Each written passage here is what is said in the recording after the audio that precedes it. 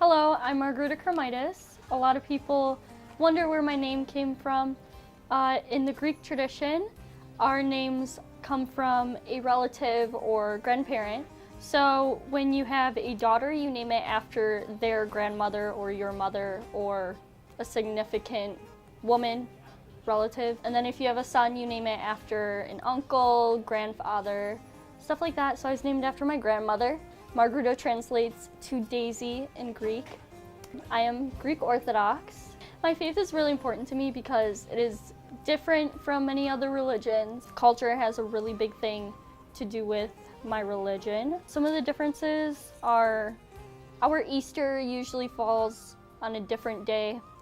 Speaking of Easter, we fast during our Holy Week, which is the week before Easter, and a lot of families do it differently. My family goes full vegan for the week, and with an exception of eating some fish and octopus. In church, women can't wear pants or cross their legs. When we go to church, we're supposed to look presentable and dressed up. Our liturgy is spoken in the Greek language. Some other religions do Latin or Arabic. So for Easter, usually if you are younger, your godmother or godparent will come to your house, bring you an Easter basket. For like girls, younger girls, their godmother will bring them like a dress to wear later to church at night, and then sometimes like a little present or something, but usually just like a little Easter basket with candy and also a candle. We light candles at our later mass for the night before Easter, and we light candles. Usually our godmothers will either buy us like decorated candles or make them if your godmother is really into like that stuff. The night before Easter, we go to church from around 10 to midnight, and we have our candles and we do the cross repeatedly, saying prayers. So after church, you'll usually go over to a relative's house. I go over to my grandmother's house with my whole family. And a tradition within the Greek community is that we dye our Easter eggs red to symbolize the blood of Christ, and we will have this thing called an egg war. And so we hold our egg. One person holds it normally with the tip facing up.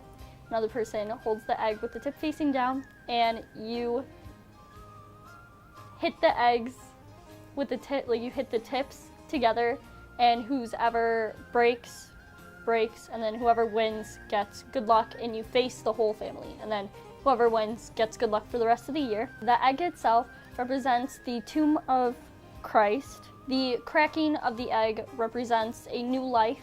So when you crack the egg, we usually say something in Greek. So one person will say Christos anesti, which means Christ has risen, and the other person will say alithos anesti, which means truly risen, and then you crack the eggs. And then we'll usually eat like traditional Greek food. Like there's this thing called, I don't know how to say it, I can't say it, but it's like guts. I think it's like lamb guts. I don't personally like it. It's an acquired taste. Yeah.